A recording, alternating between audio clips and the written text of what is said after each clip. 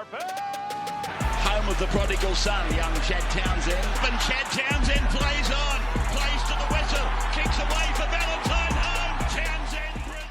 What's going on, guys? Welcome back to another episode of the Chad Townsend Show. If you're new here, please make sure you do subscribe. It is greatly appreciated. If you're listening over on the audio platforms, Spotify or Apple Podcasts, please make sure you rate and review the show. We really do appreciate it. And if you're listening or watching here on YouTube, make sure you like this video, subscribe to our channel, drop a question, drop a comment in the comments below. We answer all the questions here on YouTube. Let's have a look at today's show. What are we going to talk about? Well, we'll have a look about what's trending in the NRL. Some massive news over the last 24 hours. The Galvin saga looks to have come to an end. Obviously, the hottest young superstar makes his decision and leaves the West Tigers for the Bulldogs. We'll talk about that and how that's going to go down. Obviously, round 12 was just completed over the weekend. Only a couple of games over the weekend, 5 games just due to the Origin period. So we'll react to some of those results and look at those games. Obviously, Origin is this Wednesday, so we'll have a look at some of our predictions and how we think the game's going to go. And our big footy guy of the week, where we nominate 3 of the best performing players over the course of the weekend. All you need to do is head over to our Instagram at Chad Townsend Show, and you can comment on the post, and you go in the draw to win a $50 playersgolfclub.com.au voucher. It's pretty simple. It's pretty easy. And then, as always, our fan questions at the end of the show. We answer as many as we can here on the show. So, Victor, how was your weekend, brother? Good, mate. It was a pretty chill one this weekend. Yep. No sport. Yep. Got rained out. Rained out this weekend. Lots of rain in Sydney. Your Sharks, how they go? No, don't worry about it. We'll get to it. Don't worry about it. It's all good. And you've had a haircut too. I've had a haircut. Got rid of the back. Yeah, you needed to. Yeah. Give us a look. It It looks cleaned up. It looks it's a work good. in progress. It looks good. It is. All right, let's go. Move in to what's trending in the NRL. Well, like we said at the top of the show, Galvin has left the West Tigers and he has decided to join the Canterbury Bulldogs on a 3.5-year deal. A huge decision for Galvin. He's, like I said at the top of the show, he's one of the hottest properties in the game, one of the best young kids coming through, and obviously much was made about his decision wanting to leave the West Tigers and that he didn't think Benji Marshall was going to be the right coach to develop him. Obviously, it was a massive saga with regards to his agent and how this sort of whole thing played out. He was apparently going to decide between Parramatta and the Bulldogs. Parramatta, from what I understand, was his junior club. And obviously, I think you can just sort of see where he would have slotted into Parramatta, obviously losing Dylan Brown to Newcastle on a 10-year deal, just would like slot into Parramatta side, in at 5'8", maybe not for the rest of the year. I'm not sure how that would have played out, but for next year and beyond, I mean, you can just would have seen him slotting in with Mitch Moses playing in the halves. But obviously he's decided against that and decided to go and play for the Bulldogs. Now, the Bulldogs are leading the comp at the moment. So to add, one of the best young players in the game, only just strengthens their team, and they're a definite premiership contender this year. And I think the Dogs must be thinking, they're close to, winning a premiership or contending for a title. So obviously, much was made about Phil Gould and, when he said that they weren't really in the race or in the market for Galvin. And then again, his words about, the goalpost had changed. And when his management, when he became available, they obviously changed their mind, and Phil Gould kind of copped a little bit of criticism for what he had said and done. But I kind of agree with Phil Gould because obviously Galvin was still contracted for next year. So legally, like in the rules, you actually can't negotiate till November 1 for a player who's on contract next season. So Phil Gould said the right things.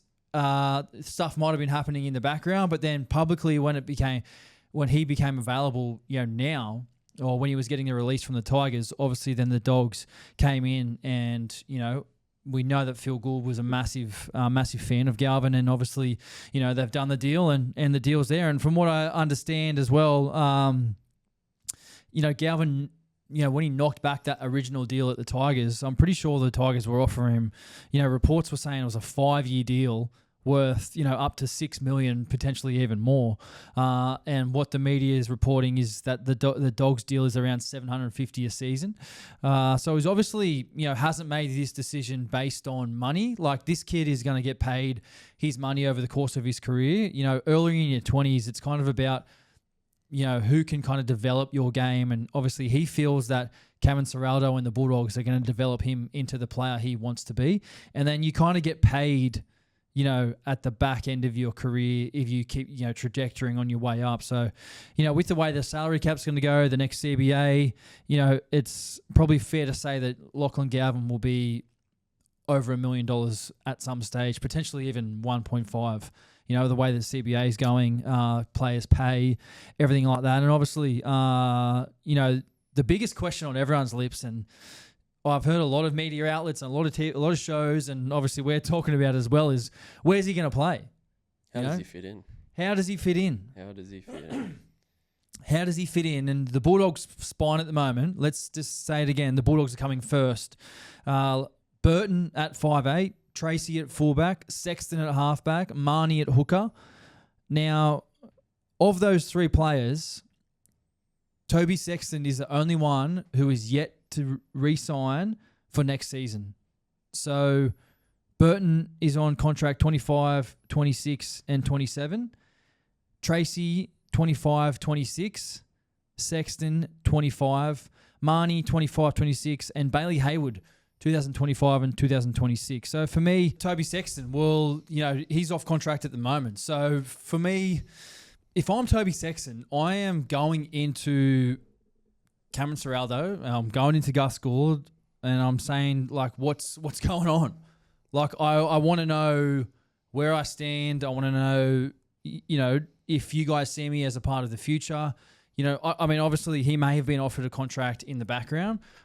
He may not have been. Obviously, we don't know that. That stuff potentially could be happening behind closed doors. But yeah, I guess there's so many unanswered questions about where all these players are going to land. I think the most intriguing one is Toby Sexton. You're playing halfback of a team who's leading the competition. You're yet to re-sign for next season. There's like a lot of unanswered questions about him. And like I said, I don't know whether he's been offered a contract and, whether he's knocked it back or whether he hasn't even received an offer or how long that offer is. Is it 1 year? Do they see him as a long-term halfback? But then it's like now they've obviously added Galvin into the whole situation. Galvin to me is a 5'8", but Burton is a 5'8" as well. 5'8" as well. So, does Galvin play 7? Does Burton play 6? Does they just move on? Here's a little rumour. Chris Smith on air on Twitter. He released when all this was coming out. Yep. He said, he said as I quote, my info is that a handshake deal has taken place between Galvin and the Bulldogs for his place at 6 in 2026. Burton at fullback and Sexton at 7. Watch this play out. It's been a long time plan. What are your thoughts on that? Yeah. Burton at fullback. Yeah, I did hear those rumours. Obviously, I think it was Chris Smith, you said, on Twitter. I don't actually know. Like, Connor Tracy, to me, has been the guy. He's the guy. He has been absolutely killing it for the Bulldogs at fullback. He's one of his best seasons so far this year. He's, usually very reliable under the high ball, usually carries the ball back with intense speed. He's got only one gear, and that's 100 mile an hour, Connor Tracy. I think he's doing an excellent job, and he's on contract for next season. You know what I mean? So, and Matt Burton has never played fullback before, ever. We've never seen Burton at fullback. We've seen Stephen Crichton at fullback. Now, originally, Stephen Crichton was signed to the Dogs on, fullback money to play fullback. Started there, but then kind of moved to the centres to stiffen up their defence. And obviously he's one of the best, if not the best, defensive centre in the competition. Yep. And he's found a real home there at centre. And obviously we'll line up for the Blues in the centre position. So I don't know. To me, like, there's just so many unanswered questions about how all these guys fit into the team. One thing I do know, and I guess speaking on experience that someone's going to someone will go. Someone will either leave or they'll get out of the favour or they'll fall out of the plans, or the coach will make some decision, and then there'll be ramifications on someone's position.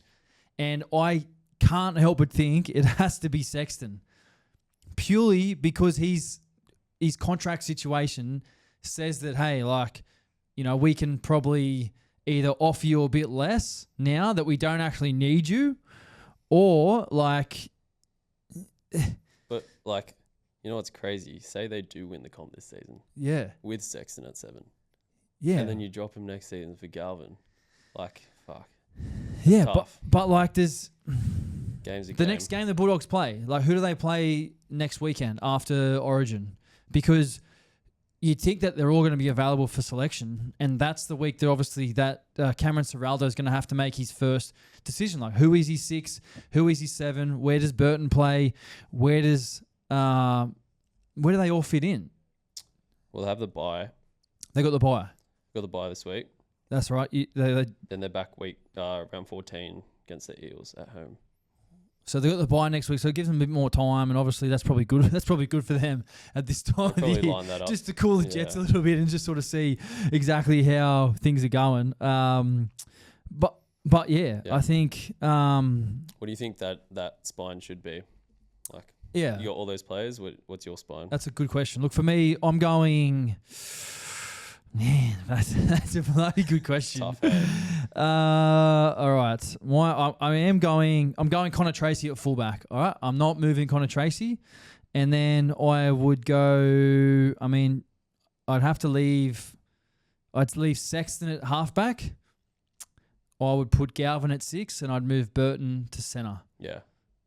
Yeah. But then obviously that would then push out probably Bronson Cherry, because you're not moving Stephen Crichton, are you? No, well, Montoya could get moved out. Or is there a centre who moves to the wing, and then one of the wingers pushes out? But then you've got Carraz and Montoya on the edges. Yeah. So that's where I'd land. I couldn't take Connor Tracy out of the game. The kid is all effort all the time, 100 mile an hour.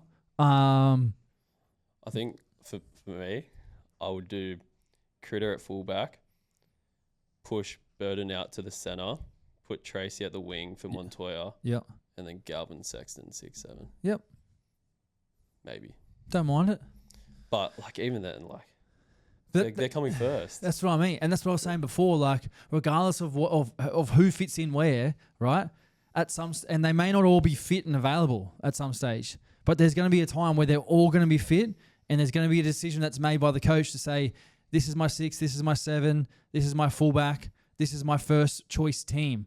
And there's going to be one player, someone who is going to miss out. Yep. And that player will probably move on. And this is the business of the game. Like, Gus Gould, gets what Gus Gould wants. Like, I saw a quote from Todd Carney on his podcast earlier today. Gus Gould gets what Gus Gould wants. And usually, that's right. Gus is probably one of the most, efficient operators in the game. Been around a long time, very experienced, knows how to speak to the media, knows how to sort of say what he wants without actually meaning what he says and all this sort of stuff. So, he's doing it right. We'll see how that all plays out. But I guess, for Parramatta now, that kind of probably leaves them a hole for next year. And, they don't have probably a starting 5'8" for next year. No. Now that... who do you think's available? Yeah, well, obviously there's a lot of chat around DCE, you know what I mean, and where he's going to end up, and obviously the decision that he kind of makes and the teams that are in for him, and I think that's probably going to be a big domino to fall probably post-Origin. I see that happening. DCE's decision, if he chooses to play on, and where does he play? Obviously, Adam Reynolds, apparently he's going to stay on at the Broncos. Had some interest from the Tigers, but I think he's going to stay. But I think the big domino is the DCE decision. Wherever he decides to go, obviously he potentially could take someone else's position, and then that may force them to these type of players to then maybe leave and go potentially to Parramatta. Look, I think Parramatta need like a running 6, someone who can sort of help Mitch out, take a lot of pressure off Mitch, because Mitch is like the main guy there. But if you get a guy who can just be an out-and-out runner and really, control the game with their running game, I think that's what Parramatta, will be after. And they've made a lot of moves this year. And I know we'll talk about them a little bit later on from their game on the weekend. But it will be interesting to see how they kind of play, how that kind of plays out. I think after Origin period, we're just going to see it's all going to play out.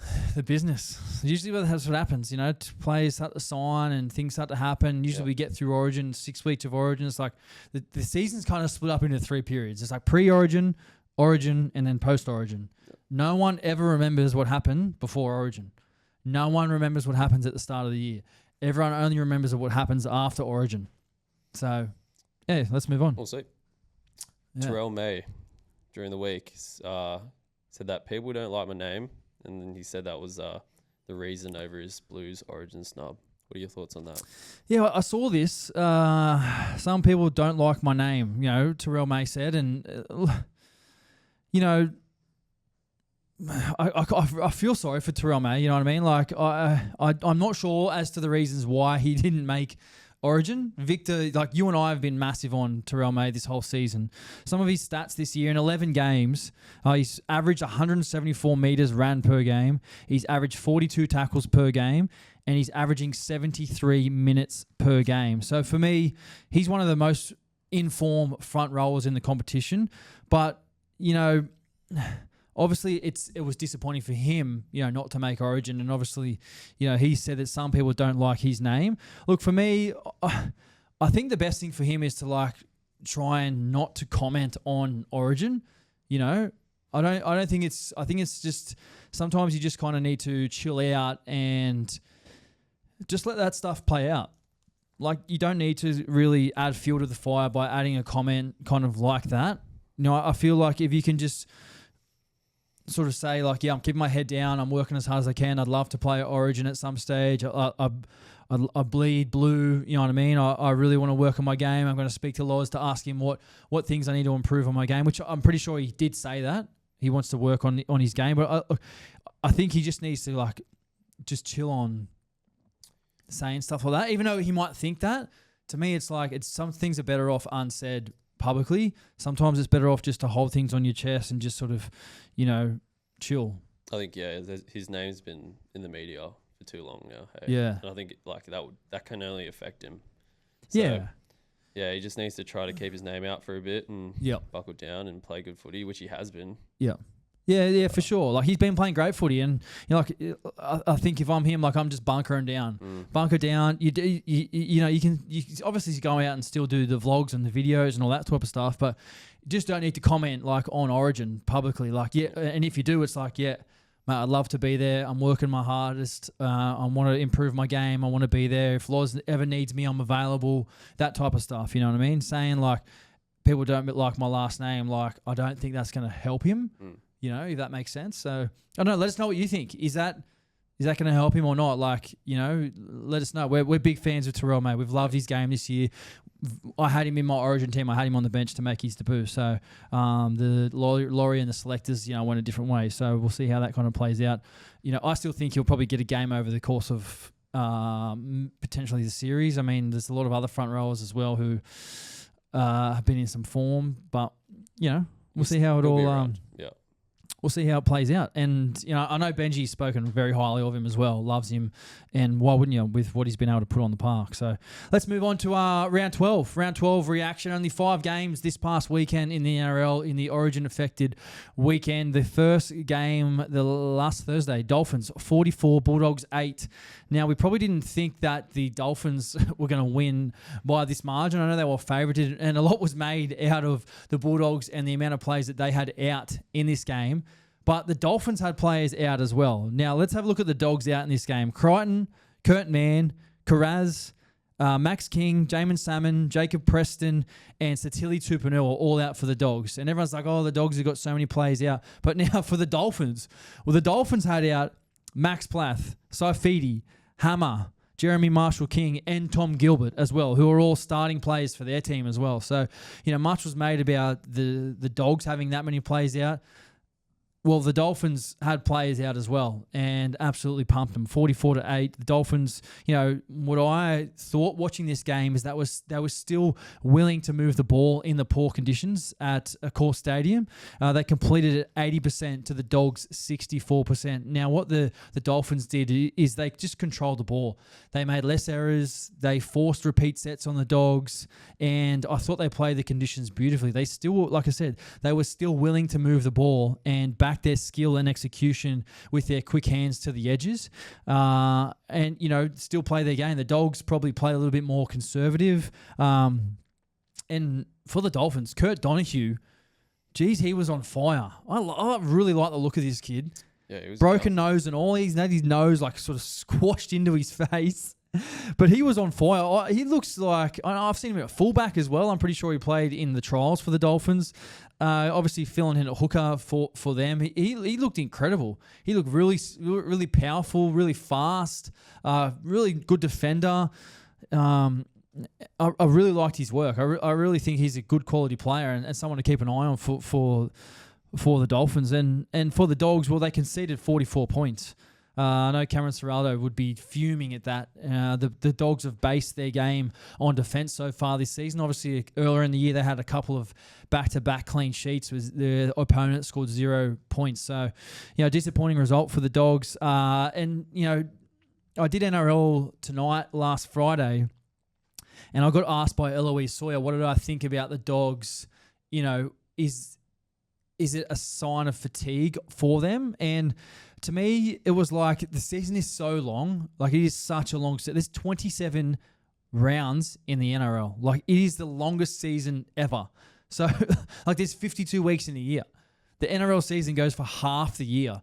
Like, you've got to be in shape physically, mentally, ready to go for half the year to play NRL. Like, it is an extremely long season. So, it's very, very hard for teams to be up all year. So, for the Dogs, we did speak about their team, like, losing some of their starters, obviously, to injury and origin. But, the ebbs and flows of the season and trying to maintain a level, like, it just doesn't happen. So, look, I don't think it's the end of the world for the Dogs. I think they will bounce back. I think they're a great team. They're very well coached. And what usually happens after a disappointing loss is that you have a really good hard look at yourself. You work on a lot of things at training, and then you come out and you don't make those mistakes again. Good teams, they don't make those mistakes week after week. They learn from them and they move on. And, Victor said they've got the bye this weekend, which has probably come at a good time for the Dogs to just kind of reset and have a go again. Obviously, now they've added Galvin to the situation, but for them, the bye's coming at a good time. So Dolphins 44, Bulldogs 8. Great win by the Dolphins, like we said. Katoa just doing Katoa things, which we'll touch on him a little bit later on in Halfback House and how he's been playing this year. Let's move on to the next game. The Friday night game saw Manly Sea Eagles versus the Parramatta Eels. 30-10. Parramatta come away victors here. And for me, biggest takeaways from this game, well, Dean Hawkins, mate. Round of applause. Take a bow. Dean Hawkins, that's the best game I've seen him play in first grade, who switched over from South Sydney last season, and he had 4 try assists in this game. He was in absolutely everything. Man, I thought he was phenomenal. Just controlled the game. His kicking game was on point. His short passing game was on point. He's got quite an unorthodox kicking technique. I haven't really seen too many guys kick the ball the way that he does, but I thought he executed his kicking game to perfection. Had 640 kick meters, really controlled the game without Mitch Moses. And, I thought that it may have been Dylan Brown who was going to, stand up and control this team. But to me, it was Dean Hawkins who'd done a phenomenal job. Man, like, I'm just so happy for this kid. A young halfback, still sort of plying his trade, working his way into becoming a full-time starter in the NRL. And, God, he did a tremendous job. So well done to Dean Hawkins. Another highlight in this game, Joash Papali'i made his NRL debut. And Parramatta... did a tremendous little video of him and his family and getting his debut jersey presented him during the week, which was amazing to see. And this kid, scored his try on debut, and you could see how much it meant to him to do it for Parramatta. So that's why we love footy. We love footy for those reasons, for young kids getting their opportunities to make it in the big time, and does it and scores a try and in front of his friends and family at a club that means a lot to him. That was a really big takeaway for him. Jack Williams, I think, has been excellent for Parramatta since moving across from Cronulla. I think he's added, a lot of leadership and just, he's filled in the front row. He's played in the back row. He's played lock. He's played everywhere in the forwards. And I think he's done a tremendous job. Geez, he carries the ball well. He's got an excellent try off a short pass from Dean Hawkins on the weekend. Sam Rani as well. Really like the look of Sam Rani. He's long, he's versatile, can play in the centres, can play in the wing, can play in the back row. He looks really, really solid. And for Parramatta, look, Parramatta may not make the 8 this year, but what usually happens when you bring in a new coach for the first time is obviously they make a lot of changes. And Jason Riles has made a lot of changes this year. He's flicked Gutho. He's flicked Regan Campbell-Gillard. He's left Bryce Cartwright in New South Wales Cup. He's barely played Ryan Madison. He's been playing New South Wales Cup here and there. So, there's 4 first grade players that he's just moving on from basically straight away. So, it does take a little bit of time when a new coach comes in to sort of implement the changes and obviously then get the roster. Riles hasn't really, I know they signed Lomax last year, but other than that, for moving forward, he hasn't really made any big moves in sort of free agency with his roster. Yeah, so they're going to have a lot of cap space for next season. Hey, they will trying to move around. It'll be interesting to see what they do. Definitely. So it's going to be interesting, to see who they target, the positions they target, potentially new recruits and things like that. So for Parramatta, a really great win. Manly, what's going on with Manly? I can't get a read on Manly. You know what I mean? The last 2 weeks they've been pretty poor. Then the week before that, they had a really good win against the Cowboys. A great win against the Cowboys, but then, a really poor performance against Parramatta. So, they're sort of, had a few injuries and things like that to their team at the moment. But I don't know, you look at their team and they're still a great team on paper. I think Turbo's not 100%. Turbo doesn't look 100%. He says he is. Yeah, and he didn't take the knee. He didn't take the knee on the weekend. I think he's probably just not taping it just so people don't ask him what's going on. And I would do the same thing if I was him. But we know what Turbo can do, a fully fit Turbo, and how this all kind of plays out for Manly. I just don't know how it. I don't know if they'll make the 8 this year. Oh, yeah, I don't know. And obviously Cherry Evans, that whole saga, him leaving, Yeah, they're severely underperforming. They're underperforming for the team that they actually have. Yeah. Where do they sit on the ladder currently at the moment? And I know Jake Travojevic was out on the weekend, obviously with his concussion. I mean, they're not. They're not. They're not out of it. They're definitely not out of it. But they are underperforming. They should be in the 8. Yeah. To me, I think they're at their best. They're in the top 8. Oh. You know what I mean? So to me, I think they can be better. Manly. Anyway. We'll move on to the next game. Knights 25, Panthers 6. Key takeaways from this game, the Saturday evening game, the first game on Saturday. Well, the Penrith Panthers are last place. Last place on the ladder. Say that again. The Penrith Panthers are last place on the ladder after 12 rounds. If I had said to you at the start of the season that after 12 rounds of the NRL, the 4-time premiers will be last on the ladder, you would have told me to uppercut myself. He would have told me to stop the podcast. He would have just said, no, don't. You're not allowed to speak on a microphone anymore. Who's this guy starting a podcast? What is this guy doing? Jeez, I don't think anyone would have said, and this isn't the first time they've been last after a round this year, but it's 12 rounds in. We're basically halfway through the season. We're at Origin. The Panthers are last place. Can the Panthers make the 8? Can the Panthers make the 8? Yeah, of course. Of course they can. I'm not writing the Panthers off yet. I'm not going to be that guy, and I'm not going to create a headline and say they can't, because you look at the table, they're 3 points off 9th spot. There's 5 teams on 12 points. Broncos, Eagles, Dragons, Roosters, Tigers. And the Panthers are on 9 points. So they're win and a half, win and a draw away from the A. So, I mean, if they win a couple of games, but the thing is, you got to string like a couple wins in a row to kind of move up the ladder. If you just win once, it's like, well, half the comp wins, and you got to win multiple games in a row. So the Panthers, like, I think they can make the 8. I genuinely believe they can make the 8, but they've obviously got to get through this Origin period kind of unscathed. Obviously, their best players to play on Origin. Liam Martin, Nathan Cleary, Isaiya, Brian To'o. These guys are all going to play 3 of the most high, intense games over the next 6 weeks. They'll then need to back up.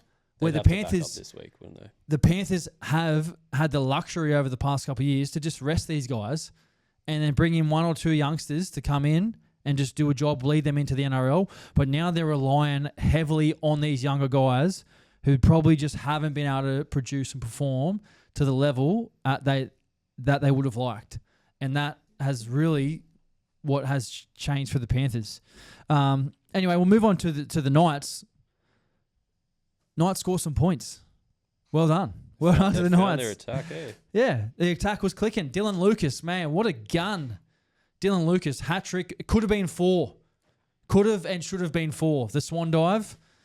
I loved his interview after the game when he said he was trying to like show off and score like a winger. He died. He honestly could have just those ones where he just dives on the floor. But like goes for the big jump. Dane Laurie, mate, what a play. Tackle. Yeah. What a play. Just plays at the arm, boom, knocks it down. And then Lucas knocks it on. But, I mean, that should have been 4. That should have been 4 tries. And I thought Tyson Gamble, he was also on point. He was involved in all those Dylan Lucas tries. Obviously, play on that left edge with, Lucas. It was a kick. It was a pass. It was, really well set up, I thought, from Tyson Gamble. I thought he had a great game and, looks to potentially cement his position in that team. Fletcher Sharp. For the next 2 weeks. Fletcher Sharp, geez, he was outstanding as well. Give me some stats on Fletcher Sharp over the weekend, Victor, if you can. Yep. He was in absolutely everything. I thought he was bloody on fire. Moved to fullback for Kalen Ponga, obviously with KP on Origin duties, but has been playing 5'8" for the opening 11 rounds. So I thought he was absolutely outstanding. Sharp scored 1 try. Yep. What computers are we getting out? 272 run meters. Yeah. 4 line breaks. 15 tackle breaks. Well, there you go. 15 tackle I breaks. knew he had an absolute day out, and that just kind of says to me he was in everything, and he looked better at fullback than at 5'8", I thought. But obviously, you're not going to move KP. No. You know what I mean? He'll go back to 5'8", and then probably, you go off the weekend, Cogger, Gamble probably deserves to stay at 7. Well, Sharp's natural fullback, right? Last year when Ponga was out.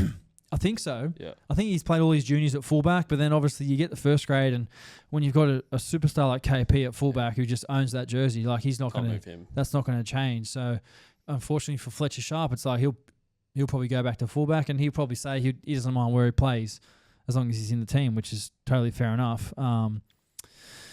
But yeah, a great win for the Knights. That was much needed for the Knights. Geez, they needed that win after a couple of disappointing weeks. And obviously the Panthers, like we said, coming last at the moment. No one would have thought that.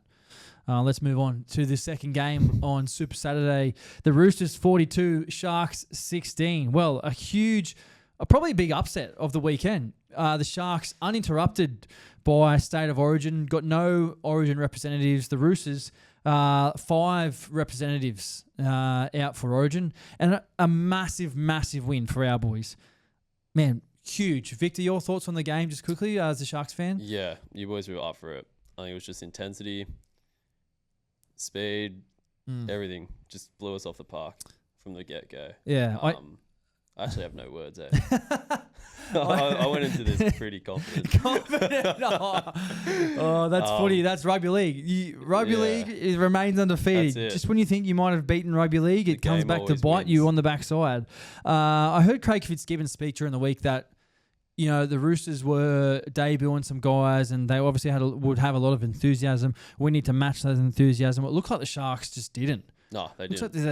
They didn't have answers. They didn't have any intensity in their game, and I thought Hugo Savala, the kicks that he was putting on the money for Daniel Tupou to score, those 2 tries were awesome. Yep. That's vintage Tupes. Yep. Mate, they were, and both the kicks were basically the same kick, pinpoint accuracy. Daniel Tupou scores, he's been scoring those tries for 10 years plus.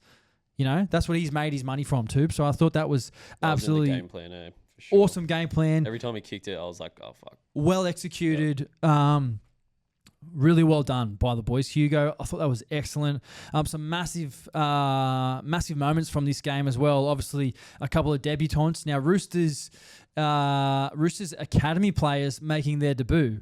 Now, Xavier Va'a comes onto the field, runs on, gets his first touch, comes off the back fence, drives his legs, has a really good carry. Then the boys get to the kick. A kick goes up, and then X comes back through, pushing up through the middle. Rads finds him. He scores next to the post and basically gets a try on his second touch of NRL. That was bloody awesome. That is, you know, I was watching and it gave me goosebumps. Like, that's the stuff you absolutely love to see. Young kids getting their opportunity, scoring in front of friends and family. You know how much it means to them. Another debutant as well, Benaya, a young hooker. Gets his debut, another Roosters Academy player. So a lot of these, you know, Roosters Academy players coming through in the club, you know, have, over the past couple of years, put a lot into the development of young players. And, you know, a lot was made this year about, you know, the club and, you know, not, I guess, going out and signing anyone, but giving these young guys just an opportunity to flourish. Man, Robbo and the club deserve a massive pat on the back. I think reaping some rewards now from some youngsters, some local juniors who have gone through these academy and local juniors to get to, you know, where they are now. It's just great to see. So really well done from there. I thought Victor Radley, he led the pack. That's what I was just saying. He led the intensity. In his 150th game, absolutely dominated. Just Rads is ball playing. He's like having another half out there, like another 5'8". Like I remember playing him a couple of years ago, Rads. We played the Roosters at the SCG at the cricket ground when the Allianz Stadium was getting built, and he was going holding the ball in 2 hands, going so deep into the line, and then just playing so far out the back and just holding up the defense. I remember just defending. I was like, man, where's all our numbers? Like everyone's getting held up in the middle. So Rads, like I said, in his 150th game. It's taken him a while to get there with suspension and a couple of things. I saw him holding that T-shirt up. I don't know if you saw it. It was like 150 games, yeah, 36 concussions, 26 send-offs, 6,852 beers. That's good. Victor Radley, man. He just so good.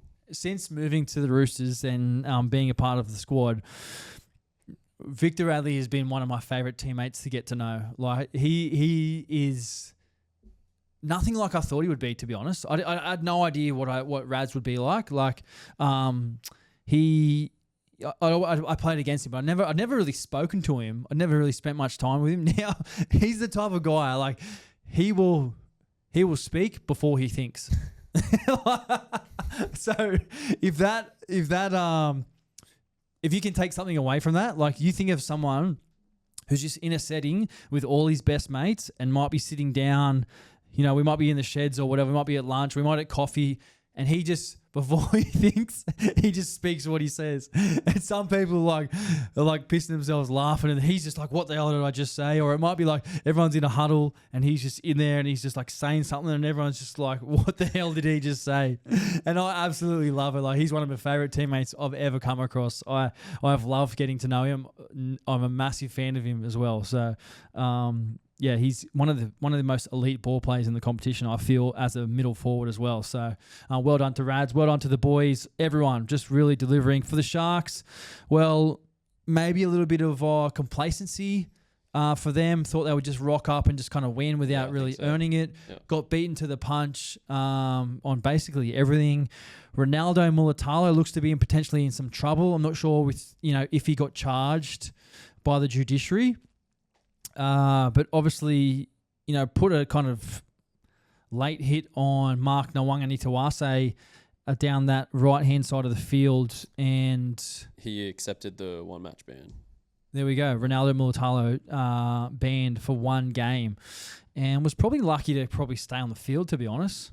Yeah, that was forceful. It was forced, just because there was a lot of force.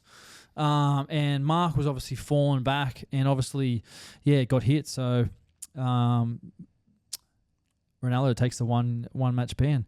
Well, let's move on to the last game of the weekend, the Sunday. Only one game on the Sunday over in Auckland. Raiders 16, Warriors 10. This was always going to be billed to be a pretty big game, to be honest. Both these teams in the top four. Warriors missing a couple to Origin. One. Mitch Barnett for the Warriors, and for the Raiders, Hudson Young. So very, relatively unaffected, but a huge win for the Raiders. Man, Massive. It's tough to go down there. Hey, travel and a tough trip for the Raiders. Yeah. They would have had to fly to Sydney and then fly to Auckland. Yep. So probably 2 flights. Probably went 2 days before the game. Probably in some camp. Spent a couple of days over there doing some training. I thought Joey Tarpany, I thought he was on tilt. I thought he was just on fire on the weekend. He was going in fired up into tackles. He was shoulder charged, and he was like doing the whingy thing to, I think it was Chance. I didn't even think it was that bad, that crusher tackle. I mean, it was a crusher, but like it wasn't an actual crusher. And then when he was doing the thing, the whingy thing, I was laughing. And he that shoulder charge he got put on report for, I'm pretty sure he may have just got fined for that. So I don't think he'll miss any game time. But for the Warriors, well, they got out to an early lead, looked to be playing relatively well, and then the Raiders sort of came back slowly, and then the Warriors just before halftime, when they were offside, they gifted the Raiders an easy 2 points, and just like that, the game's back even. So very slippery conditions at Mount Smart. I played 2 years at the Warriors a long time ago, and this is what Mount Smart on the week, that's what it reminded me of, like very greasy, very slippery. You kick the ball and it just sort of skids on the back. You got to change a lot of angles, and I thought the Raiders just controlled the ball a lot better. This was a high quality game, but I just thought they were able to play through the middle a lot more, and that's how the Raiders play. They play a very unorthodox style compared to a lot of other teams. And that try-saving tackle by, it was Smithies. Jeez, what a play that was. That was a game-winning play on Marata Niokore. Massive, massive play. I thought Smithies, that was a huge play.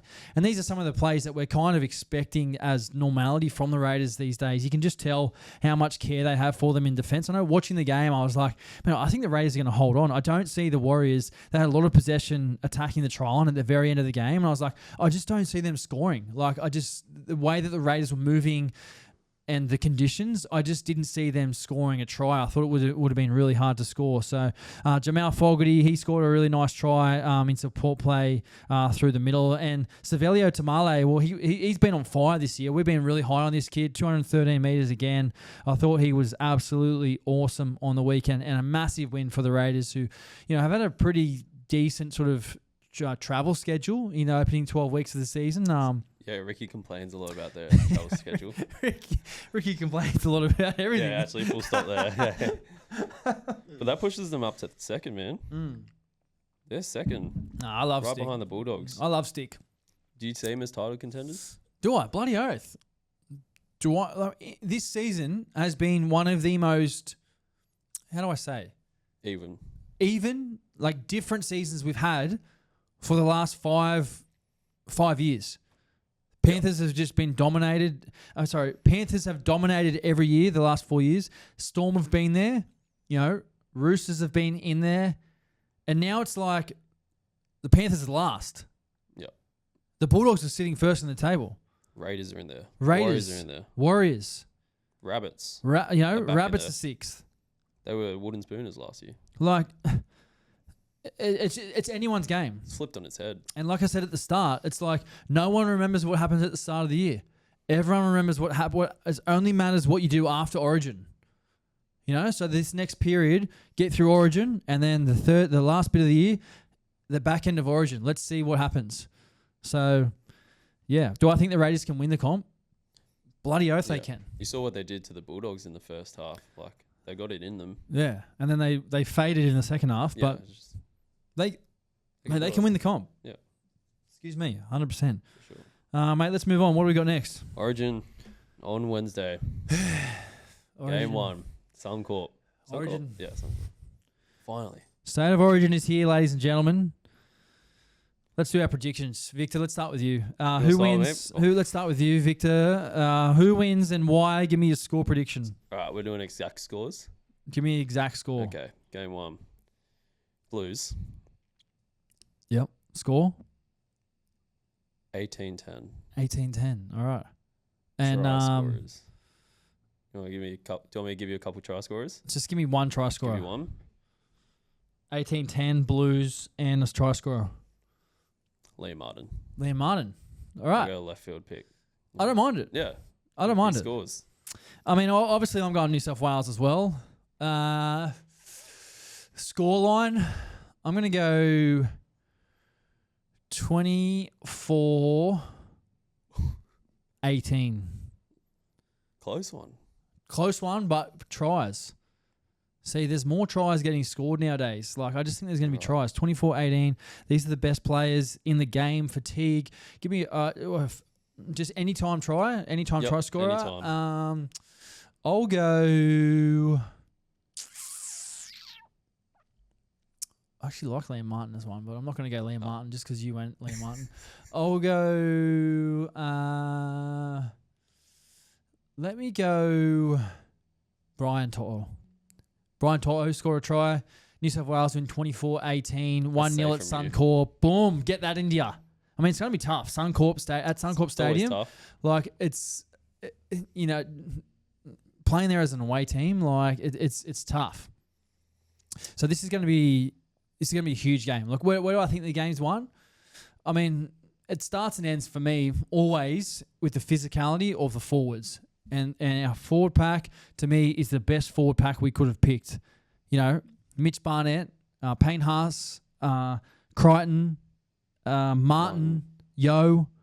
You know, to me, I really like the look of our New South Wales forward pack. I love our outside backs, but I just think it's going to be up to, you know, our front row. How do our front rowers lead from the front?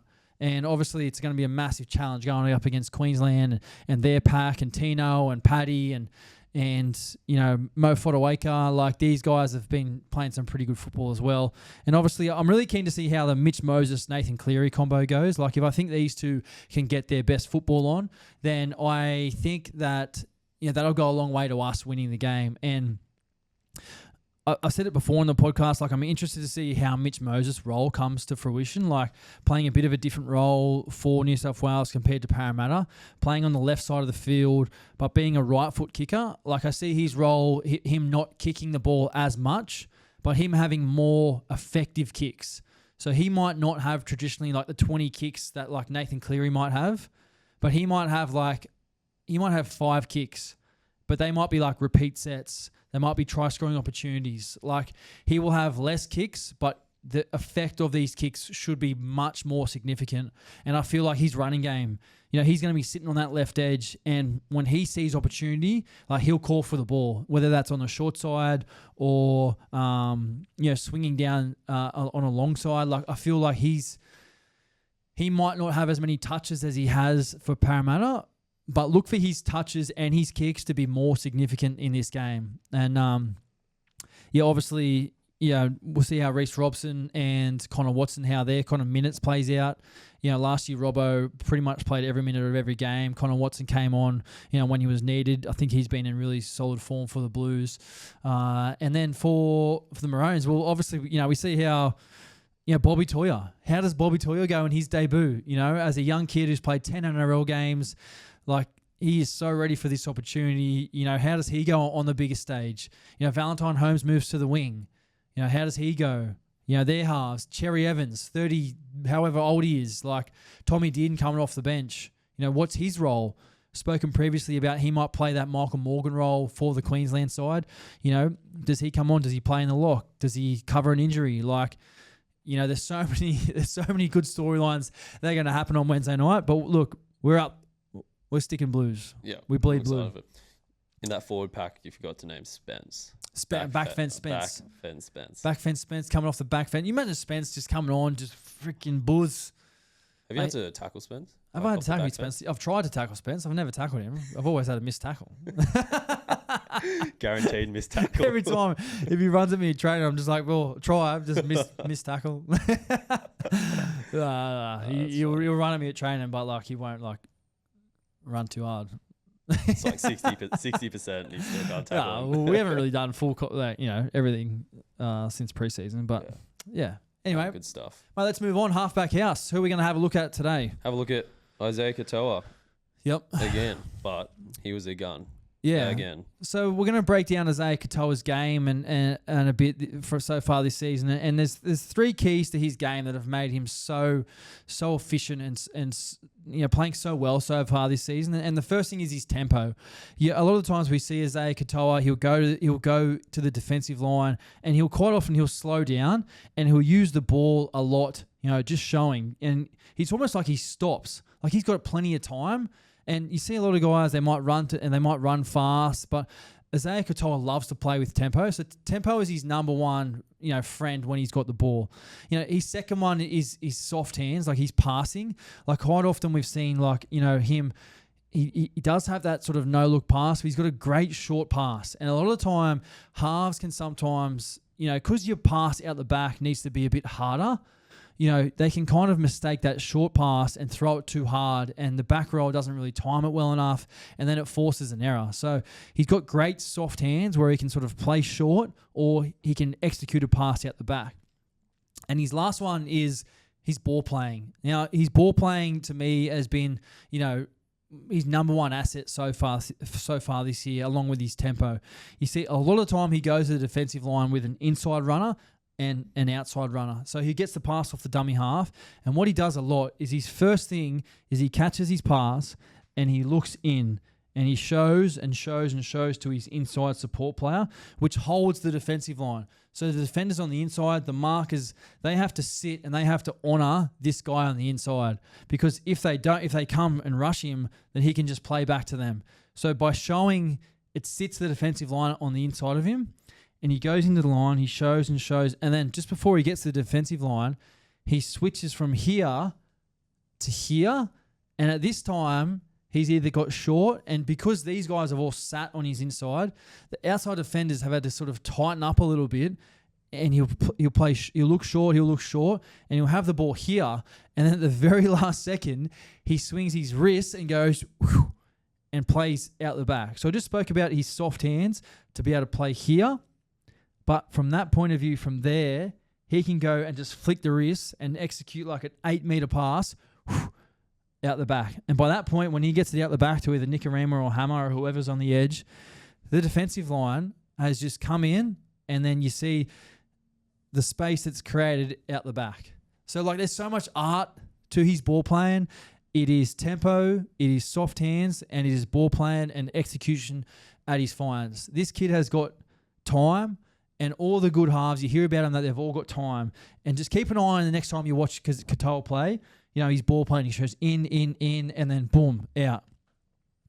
Love it. Unreal. Well done, mate.